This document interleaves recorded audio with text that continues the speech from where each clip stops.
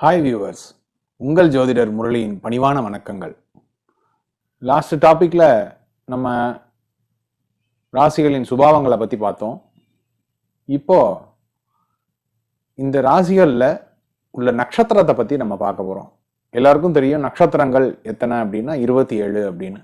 அஸ்வதி, பரணி, கார்த்திகை, ரோஹிணி, மிருகசீரிஷம், திருவாதுரை, அப்படியே up to Revathi வரைக்கும் இருக்கு.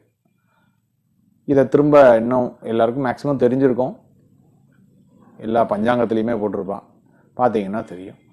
இந்த 27 நட்சத்திரத்தையும் எப்படி இந்த 12 ராசி கட்டத்தில் அடக்கிறது, அதுதான் சார் இப்போ நம்ம பார்க்க போகிறோம்.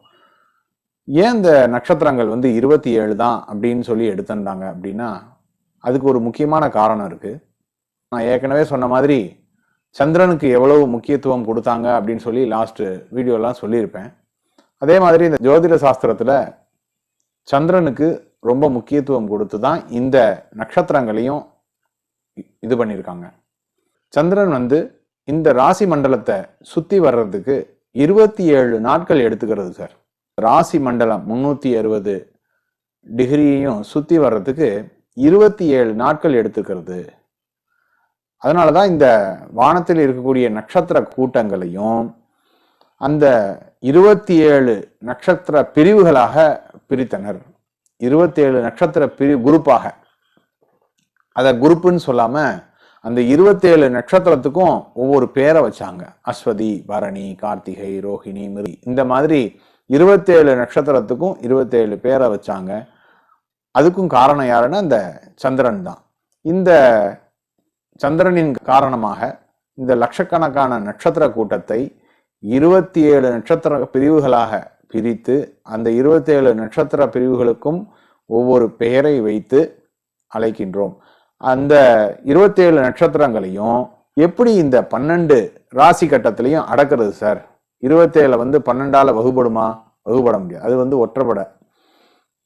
அதனால இந்த 27 நட்சத்திரத்தை எப்படி இந்த 12 ராசி கட்டத்திலையும் அடக்கிறது அப்படின்னா அதை 4 பாதங்களாக பிரித்தனர். 27 நட்சத்திரத்தையும் 4 பாதங்களாக,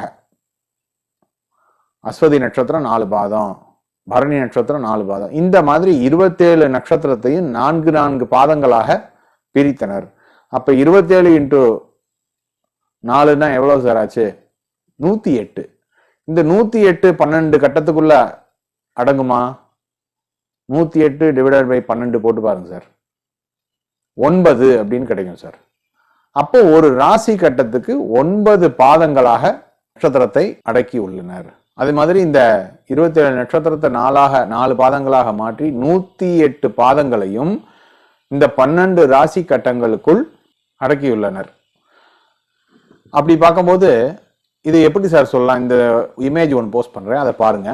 இதுல பாத்தீங்கன்னா சார், மேஷத்துல பாருங்க அஸ்வனி அப்படின்னு போட்டு 1 2 3 4, பரணி 1 2 3 4, கார்த்திகை 1, அது மட்டும் போட்டிருக்கேன். இப்ப மேல அஸ்வதி நட்சத்திரத்துல 4 பாதம் சார், பரணி நட்சத்திரத்துல 4 பாதம், கார்த்திகையில 1 பாதம். அப்ப 4 4 8 1 9 பாதம். அதுக்கடுத்து என்ன ஆகும்? இந்த கார்த்திகை 1 பாதம் போயிடுச்சு, போக இருக்கிறது என்ன சார்? 2 3 4. இந்த கார்த்திகை இருக்கிற 2 3 4 பேலன்ஸ் எங்க வரும்? அடுத்த ரிஷபராசிக்கு. அடுத்து ரோஹிணி நட்சத்திரத்துல உள்ள 4 பாதம். அதுக்கடுத்து மிருக 4 ஏற்கனவே ஒரு 3 வந்துருச்சு, இந்த ஒரு 4 பிளஸ் இன்னும் 2 போட்டா போதும். அப்ப மிருகசீரிஷத்துல இந்த மாதிரி தான் சார் 27 நட்சத்திரத்தையும் அந்த 4 பாதங்களாக மாற்றி இந்த 12 ராசிகளுக்குள் அடக்கி வைக்கிறோம். அப்படி இருக்கும்போது இந்த ராசி மண்டலத்துல 108 நட்சத்திர பாதங்களையும் அடங்கிறது. இதுதான் சார். நெக்ஸ்ட் டாபிக்ல வேற ஒரு சுவாரஸ்யமான விஷயத்தை பார்க்கலாம். நன்றி.